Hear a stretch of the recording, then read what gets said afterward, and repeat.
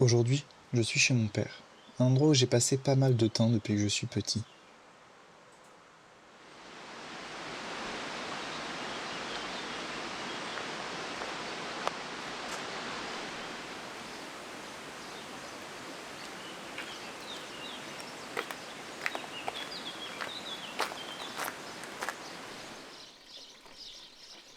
Le nombre de fois que je me suis promené dans ce village de Cazenave, mais plus jeune, à l'entrée du village, une chose qui est maintenant absente m'a énormément marqué. Il y avait été écrit ours, enculé, pendu ou castré.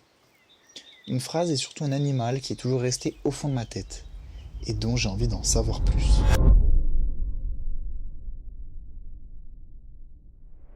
Pour en découvrir un peu plus sur cet animal, mon père et moi allons partir à sa recherche. Nous irons dans la vallée de Saint-Lary, en Ariège, vallée dans laquelle un peu avant, j'ai fait ma première transhumance.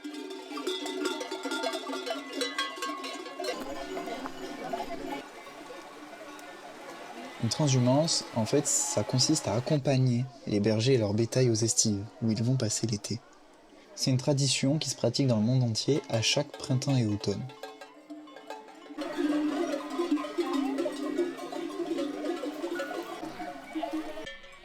Et lors de cette montée en estive, j'ai fait la rencontre de... Florent Trace, je suis actuellement accompagnateur montagne et je développe aussi de la médiation qui concerne les problèmes entre les éleveurs et puis la présence de l'ours, voilà particulièrement. Je m'appelle Julien, je suis berger depuis 4 ans. Voilà, je suis assez récent, c'est nouveau dans le métier.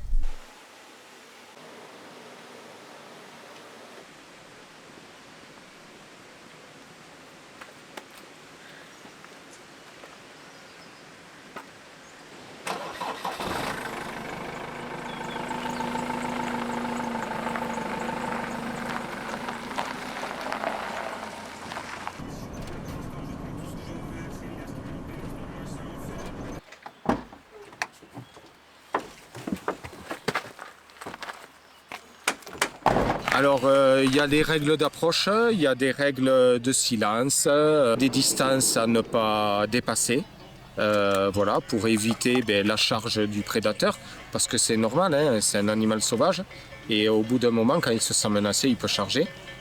Et le but, c'est pas non plus de le déranger pour qu'il quitte le territoire, même s'il a peur de nous en général, parce que le fait de le faire quitter un territoire, ça l'oblige à prendre des risques, lui. C'est un animal quand même fragile. Ça y est, nous partons enfin à sa recherche.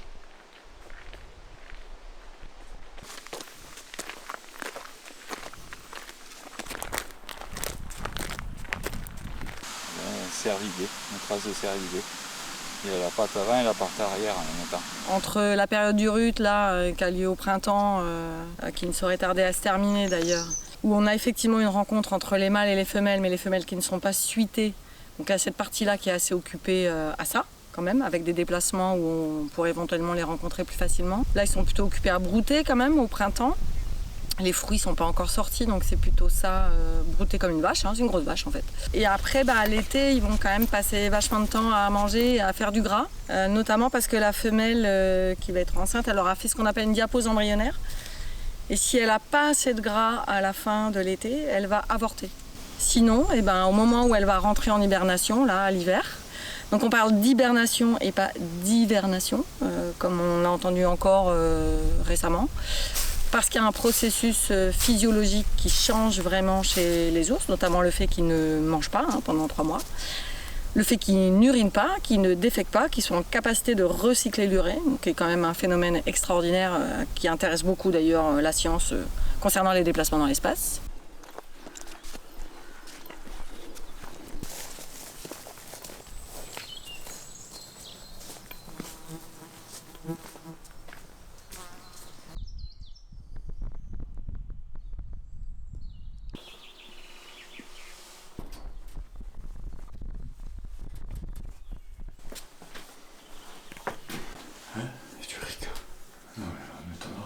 Je suis accompagnatrice à montagne, je m'appelle Sandrine, je travaille surtout sur le territoire ariégeois, mais globalement les Pyrénées aussi.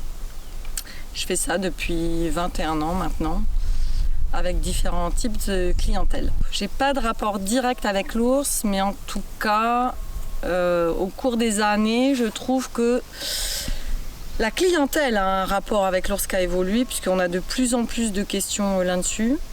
J'ai pas de crainte par rapport à une rencontre avec cet animal-là, honnêtement. Donc j'ai pas vraiment de rapport. Je dirais que moi je suis assez satisfaite qu'il y ait de la biodiversité, mais assez consciente aussi des impacts que ça peut avoir sur le milieu agricole ou le partage du territoire en général. Regarde, goûte cette eau fraîche. Ça me donne envie de faire une sieste. Non, pas de sieste.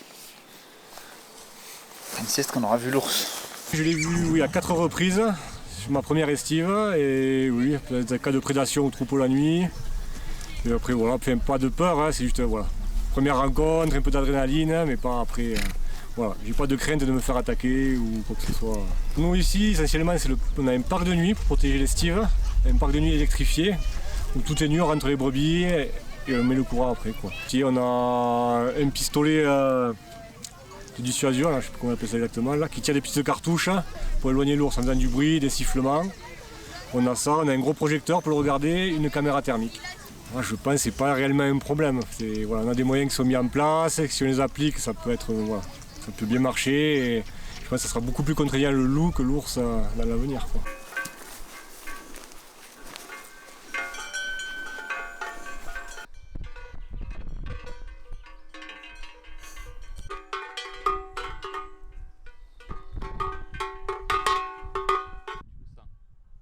Deux. D'où il vient?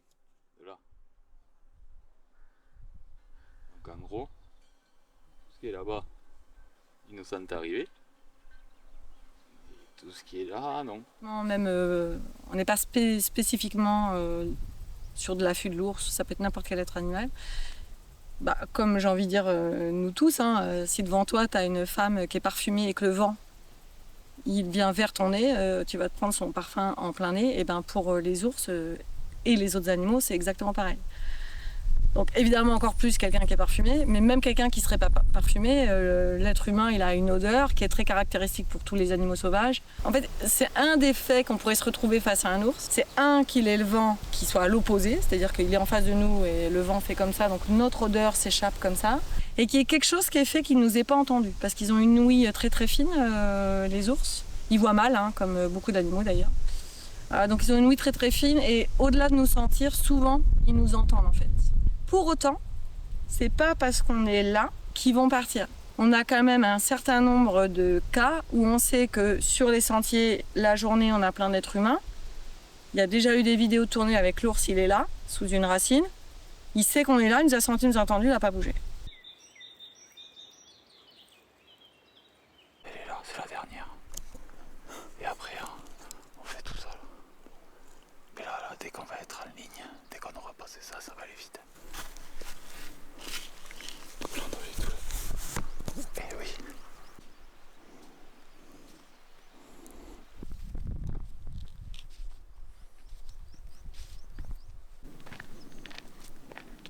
Voulant en savoir plus sur l'ours, je suis allé à l'Assemblée Générale de l'association Pays de l'Ours. J'ai pu participer et assister à cette assemblée sur la protection et la sensibilisation sur l'ours dans les Pyrénées. L'ours est le bienvenu à Massa et restera bienvenu à Massa. J'ai du coup adhéré à l'association pour pouvoir participer moi-même, avec les autres adhérents, au fonctionnement interne de l'association, que ce soit sur le point financier, administratif, et aussi sur les objectifs de l'association. Alors moi je suis Swan Scala, je suis salarié de l'association depuis 2 ans en alternance puisque je fais un BTS gestion et protection de la nature à Toulouse. Alors l'association c'est une asso qui a été créée dans les années 90 par 4 communes du département de Haute-Garonne qui avaient pour objectif de restaurer la population d'ours qui était en déclin, c'était une urgence en fait. Et donc cette association avec d'autres associations est à l'origine des premiers lâchers d'ours qui ont eu lieu dans les Pyrénées. Et elle a pour but de militer et de sensibiliser le grand public en fait, à la présence de l'ours dans les Pyrénées.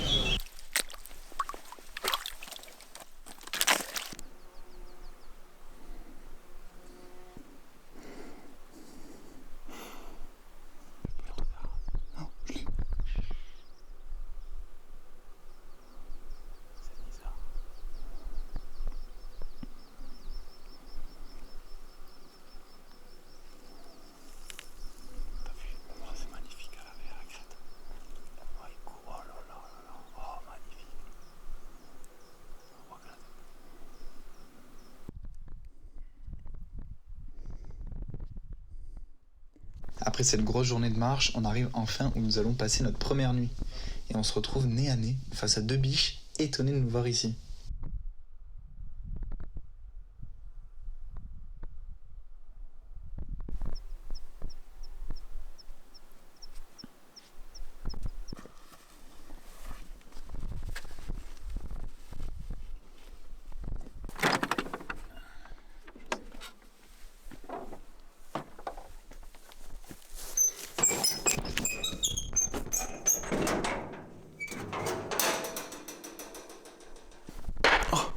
C'est trop chaud même.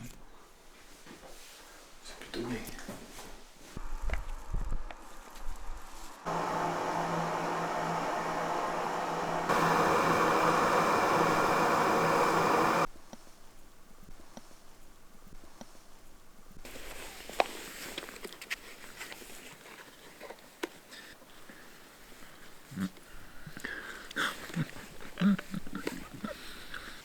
Du coup, demain matin, on va à droite. On va matin, de l'autre côté. Je pense qu'on va voir quelque chose. On va aller côté Valier. Ok. Ben, je sais pas, c'est abrupt, hein, pas mal. La forêt, elle a l'air loin. Je me suis avancé un peu, mais il y a une grosse paroi, quoi. Ouais. C'est pas comme ce qu'on a vu là-bas, quoi. Après, de toute façon, la cabane où il a été vu dernièrement, c'est là-bas aussi. Oui.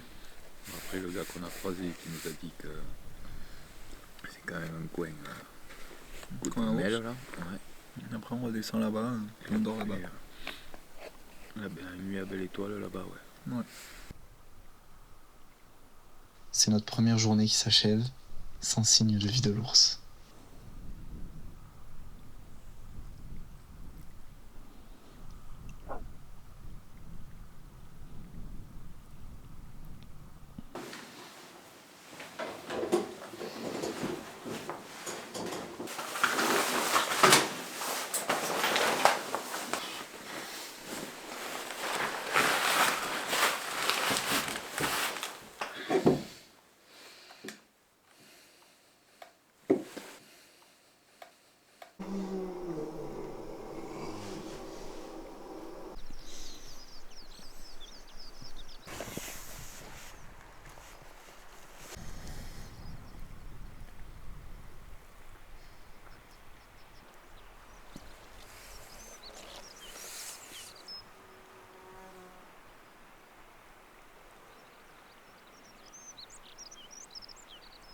Ah, là, je crois que j'ai quelque chose.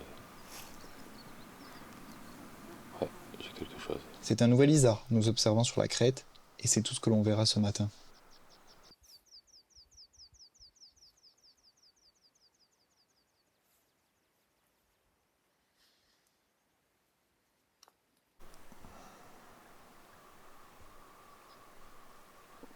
La présence de l'ours, c'est un petit peu comme le loup et le chaperon rouge.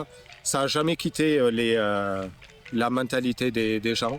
Mais il y a quand même de l'évolution. Donc il faut en prendre en compte et il faut sensibiliser le public de plus en plus. Et voilà, il faut continuer dans ce sens-là pour changer les mentalités. Il y a des difficultés de communication avec la population locale, mais elle est raisonnable. En fait, il y a des sondages qui ont été faits il y a un petit moment déjà, mais 80% de la population globale, y compris dans les Pyrénées, sont favorables à la présence de l'ours. Or, les 20% restants, c'est des institutions ou c'est des groupements qui font du bruit parce qu'ils ont la parole, en fait. Donc, en réalité, la majorité de la population n'est pas contre l'ours. Ça, c'est important de le souligner. Évidemment, on pense automatiquement aux chasseurs, aux agriculteurs. C'est pas si clair. Voilà. Y a des gens qui n'ont rien à voir avec ces milieux-là et qui sont quand même contre l'ours. Et il y a des gens qui font complètement partie de ces milieux-là et qui sont tout à fait pour l'ours, ou en tout cas qui ne sont pas contre l'ours. Pampélute.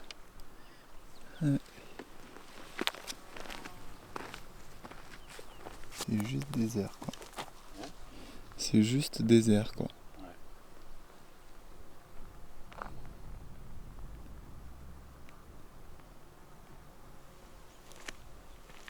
l'association, elle a participé, elle a initié le retour de l'ours dans les Pyrénées en fait. Donc la communication est compliquée dans le sens où on a cette étiquette là, pays de l'ours, à lâcher des ours. À partir de là, on apparaît comme l'ennemi du corps paysan. Voilà. Alors que nous, on considère être une asso qui milite pour la cohabitation et pas seulement pour l'ours. On milite pour l'ours en tant qu'espèce, mais c'est pas l'ours à la place du pastoralisme, l'ours à la place des brebis. Pour nous, c'est un ensemble, et notre objectif, c'est de faire en sorte que cet ensemble, il soit compatible, en fait. Voilà. On n'a pas vu l'ours, mais on a vu ses traces dans les restes de la neige, aux abords de la cabane. Ou alors c'était des gros patous. Bonne saison estive. Merci pour cette cabane dans laquelle nous avons passé la nuit. Aucun ours en vue, mais 2 biches sont venus nous voir à 2 reprises dans la soirée, ainsi qu'un isard passant par là. Nous repartons à la recherche de l'ours.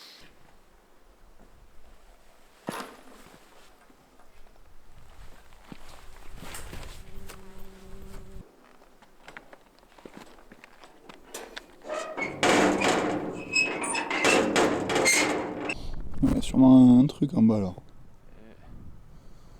Possible.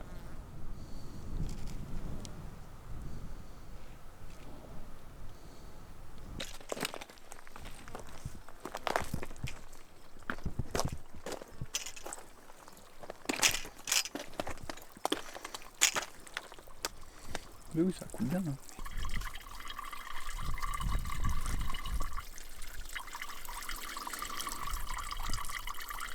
Ah, mais il y en a où ça leur vient à l'idée, tu vois.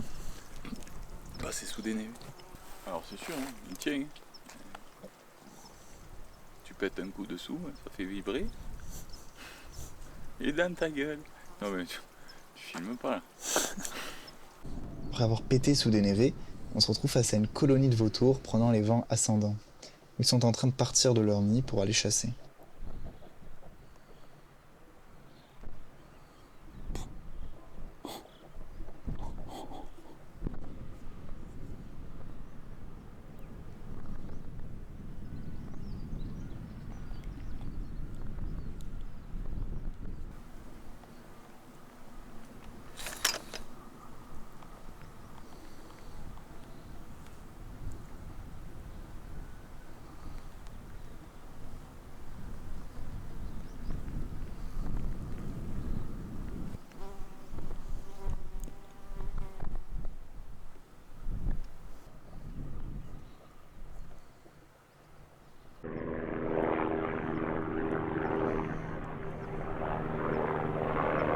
Aujourd'hui, les effectifs donc, évoluent plutôt bien.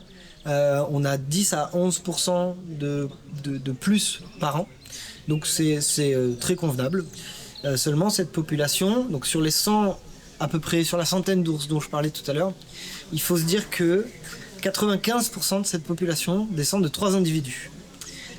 Un mâle et 2 femelles. Donc il faut considérer que dans les Pyrénées, il y a 2 familles d'ours. Et que du coup, forcément, la consanguinité est très élevée. Donc la question de la consanguinité est aujourd'hui importante, d'autant qu'elle se concentre. Donc elle va accélérer au fur et à mesure. Ce sera de plus en plus, si on ne fait rien là aujourd'hui, en réalité ce sera de plus en plus compliqué de pallier à ce truc-là, vu qu'il évolue évidemment. Ouais. Donc des actions, des idées, il y en a, mais c'est pas nous qui sommes décisionnaires de ce truc-là. Évidemment, nous, on pense à lâcher d'autres ours, parce qu'on considère qu'un ours qui a une forte consanguinité, si cet ours se reproduit avec un ours qui est considéré 0% de consanguinité, alors le fruit de leur reproduction, il serait de 0% en termes de consanguinité. Voilà. Donc ça viendrait quand même freiner considérablement cette accélération de la consanguinité. Voilà, tac, tu rates. Et là, tu fais le tour. Là, tac, tac, tac, tac, tac. Les anciens, avant de couper le pain, quand il était tout prêt, le pain là, tout fait, ils faisaient la croix dessus. Et hop, pas que ça veut dire. En mangeant, on observe une personne s'occupant d'une caméra de chasse. On décide alors de partir de suite à sa rencontre avant qu'il ne disparaisse. Ouais, il est ouvert. Ah, je savais pas, Ouais. fermé. Moi, je mets des pièges photos moi, dans le coin. Là. Ouais. Donc sur l'autre versant, j'en ai filmé un l'année dernière. Et il y a 2-3 ans, alors l'autre côté calebasse, vous voyez où vous avez dormi là, il y a la calebasse. Il y a une grande couve en dessous là. Ouais. Et j'étais parti avec un copain chercher de la myrtille. Et il y en avait un à 200 mètres qui était en train de se gaver de myrtille. Oh là là. Alors après, c'est plus le plaisir de se promener en montagne et chercher des coins que. Après, c'est la cerise sur le gâteau si on trouve quelque chose. Quoi. Oui. Mais, parce que ici. Et donc, quand ils sont en haut, ils débarquent. Et le berger, il reste 2-3 jours là-haut. Mais c'est une micro-cabane. Vous l'avez vu l'hélico tirer là, le truc là. Ouais. Donc, il l'installe là-haut. Bah, c'est pour ça que j'ai descendu les pièges. Parce qu'une fois que les chiens sont là-haut avec les brebis, bah. Oui. Je dirais les animaux, on pourrait les voir, mais bon, ils sont beaucoup plus effarouchés que pour les personnes. Ouais. Non, mais ici, c'est le paradis, moi, je dis. Ben, nous, on arrive de. Moi, j'habite à Cazenave, au-dessus de Tarascon. Ah, bah, vous êtes du coin, là. En fait, c'est souvent des ours, ils leur mettent de la nourriture pour les attirer un peu ou pour qu'ils se grattent, des choses comme ça. Donc, c'est pas vraiment la posture vraiment naturelle de l'ours qu'on voit dans les vidéos. Ça occupe pas mal les gens dans le coin, c'est vrai que c'est chouette quoi. C'est vrai que c'est une bonne. C'est comme tout, c'est comme un peu la pêche quoi. C'est pas le fait de sortir du poisson qui est intéressant, c'est de le chercher. J'ai passé ma journée là, j'ai sorti mes pièges photos, j'ai cherché des endroits où je pouvais les remettre pour que mon copain ce soit pas trop dur pour lui. Alors, j'ai trouvé des coins, le temps de mettre les pièges photos, j'ai passé une journée en montagne et je suis content comme tout. Et s'il n'y a rien sur l'appareil photo, c'est pas grave. Après ces discussions, nos chemins se séparent avec cet homme à la caméra. Et nous arrivons où nous allons passer notre deuxième nuit.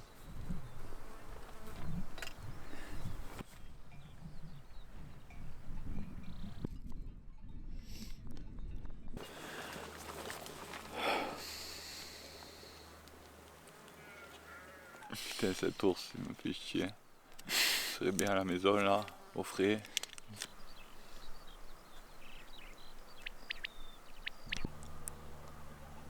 Le berger de l'estive d'hier rentre ses brebis et semble avoir abandonné celles-ci. Et d'après mon père, de notre côté, on se remet à l'affût, espérant toujours l'apercevoir. Tu vois quelque chose? Non. Dans cette ligne du petit sapin vers nous, dans l'herbe, Il y a un truc.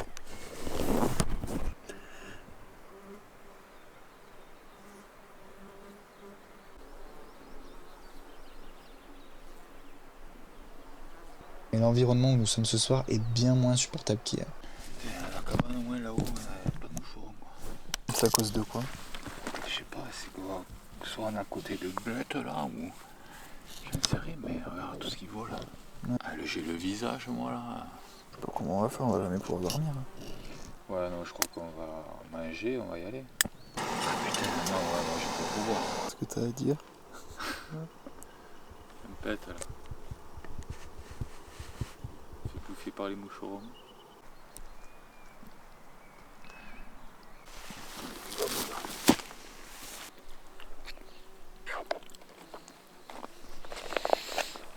Nous sommes à la fin de l'expédition. Je suis déçu de n'avoir aucune trace de vie de cet animal qui m'intrigue tant. Même si maintenant j'en sais beaucoup plus sur lui et sur l'avis des gens qui est bien plus positif que ce que je pensais, je ne veux pas en rester là et partir sans aucune trace de sa part. L'homme à la caméra nous a expliqué qu'il avait une image qu'il n'avait jamais partagée. Une image de lui dans son milieu naturel, sans appât ou quoi que ce soit. Ce que l'État lui fait avec ses caméras, pour obtenir plus facilement des images et des informations sur l'animal. Et tout, il faut leur la bouffer. Ouais.